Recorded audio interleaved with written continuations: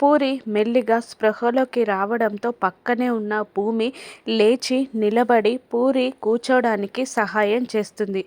ఏంటి పూరి ఇది? తాత్కాలికంగా ఉన్న బాధల కోసం శాశ్వతంగా చనిపోవాలి అనుకుంటావా? మీ అన్నయ్యకి, అమ్మకి ఏం సమాధానం చెప్పాలి? వాళ్ళు ఎంతలా బాధపడతారు? ఏమైపోతారు? అని భూమి పూరిని నిలదీస్తుండగా పూరి కూడా ఇలా అంటుంటుంది. జీవితాంతం నాకు తోడుగా ఉంటాడు అనుకున్న వాడు నాకు దక్కకపోతే ఏం చేయాలి వదినా? అని పూరి కూడా అడుగుతూ ఉంటుంది భూమిని.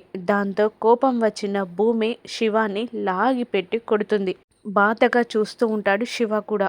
నువ్వు దక్కవని అనుమానం వస్తేనే ప్రాణాలు తీసుకోవడానికి సిద్ధపడింది అని అంటూనే 2 చేతులెత్తి దండం పెడుతూ ప్లీజ్ రా, ఈ అక్క కోసం ఈ ఒక్క త్యాగం చెయ్యరా, ప్లీజ్ రా ప్లీజ్ అని చేతులు పట్టుకొని బ్రతిమిలాడుతూ ఉంటుంది శివాని భూమి. దాంతో కరిగిపోయిన శివ ఒక్కసారిగా భూమి కాళ్ళపై పడి ఇలా అంటూ ఉంటాడు. ప్రేమ అనేది 2 మనుషులని కలపాలి కానీ 2 కుటుంబాలని విడదీయకూడదక్క.